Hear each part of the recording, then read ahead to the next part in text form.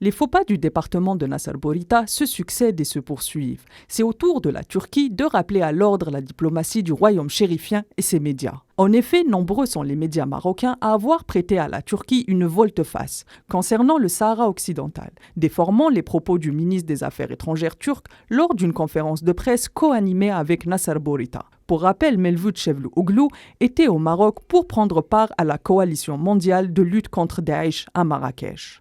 Suite à ces allégations, Ankara publie un communiqué de presse pour confirmer la constante de sa position concernant le Sahara occidental, réitérant sa foi en une solution onusienne issue d'un dialogue entre les deux parties. Ce n'est pas la première fois que le Maroc fait dans la désinformation. En décembre 2020, les mêmes déclarations contraignent la ministre suédoise des Affaires étrangères, Ann Linde, à remettre les points sur les i, en affirmant que le gouvernement suédois n'avait jamais reconnu la souveraineté du Maroc sur le Sahara occidental.